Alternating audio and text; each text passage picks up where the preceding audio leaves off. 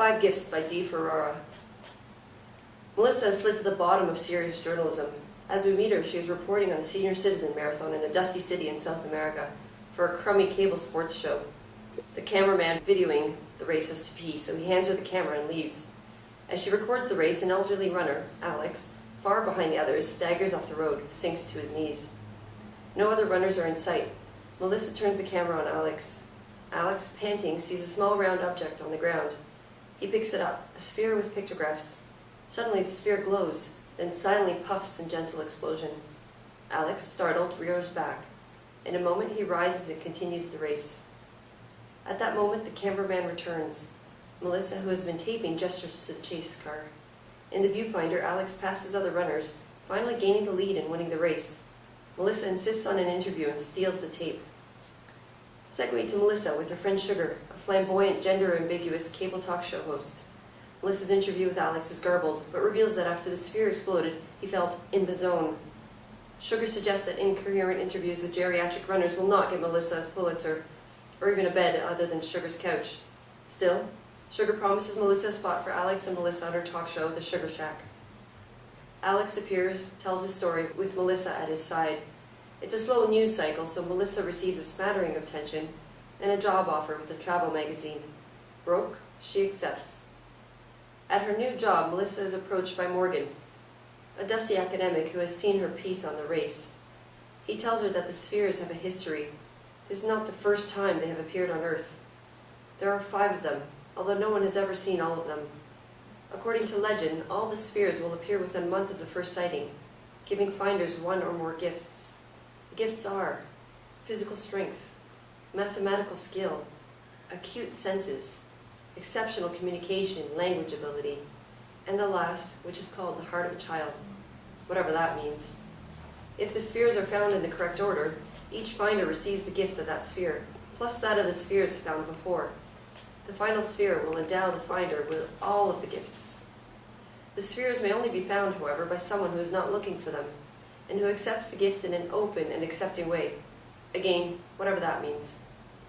In any case, Morgan says, everything will happen within 1 month, beginning on the day 10 days earlier when Alex first found the sphere. Melissa brings the story to Sugar, who has begun seeing Alex. Sugar is so happy in her new relationship that she gives Melissa a chance to host the Sugar Shack.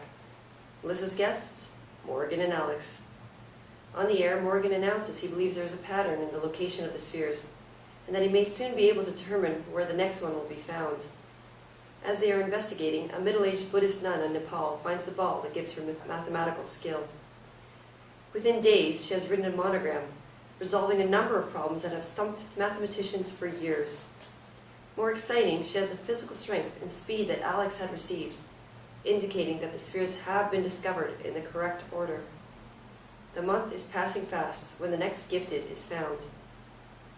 A young blind boy in Germany develops an amazingly acute hearing, taste and smell, great speed, and mathematical skill. He remains blind, however.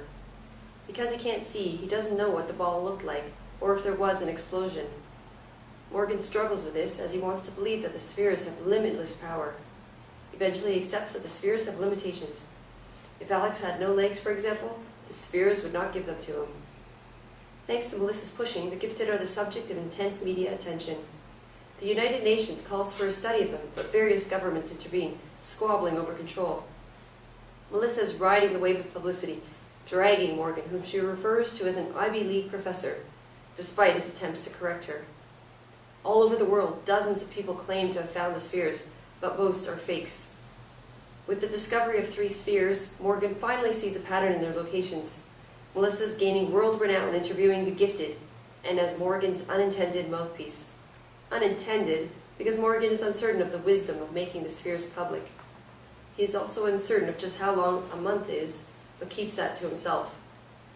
With 10 days left, Morgan makes a guess at the location of the 4th. He brings his report to Melissa, but doesn't get the chance to tell her, however, because an investigative reporter breaks a story that Morgan is not a professor of anything, but an unemployed former part-time community college teacher.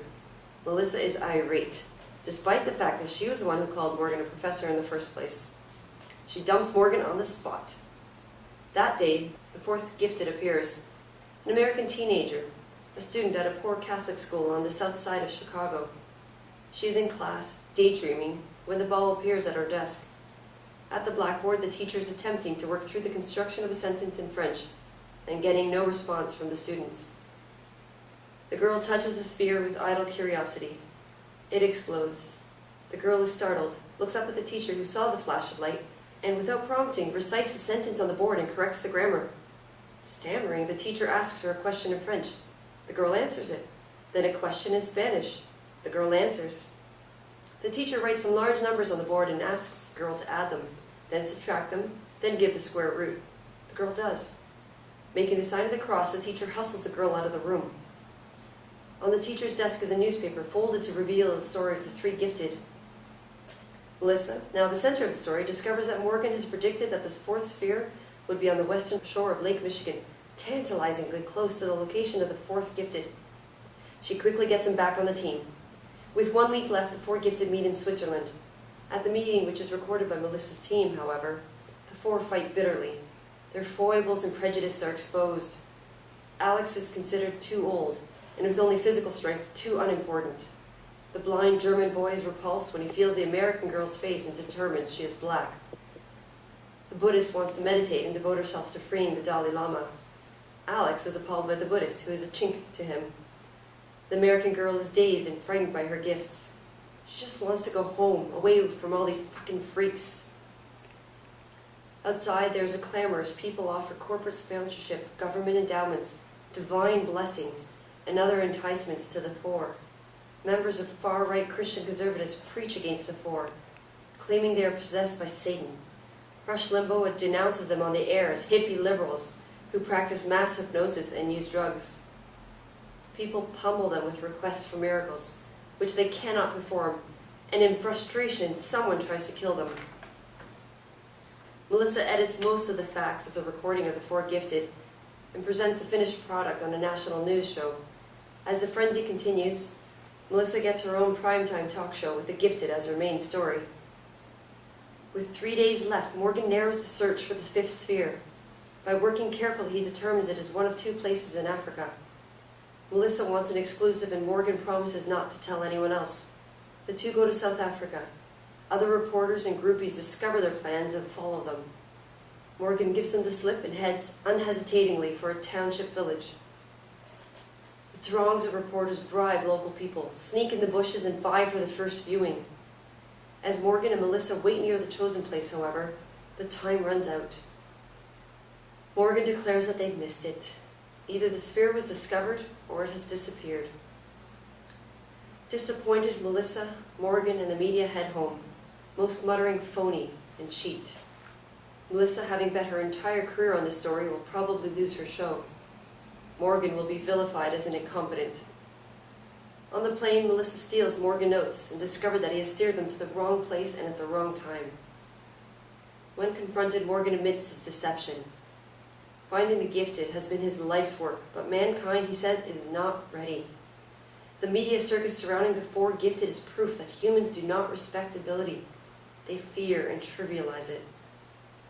As they go home, the scene shifts to an abysmally poor hut, with a teenage girl in labor. A midwife, barely older, delivers a baby girl. The mother looks at the child in tearful disappointment. The midwife cleans the baby, places her on her mother's stomach, and exits, removing the bloody cloth in afterbirth. The mother dozes off, exhausted.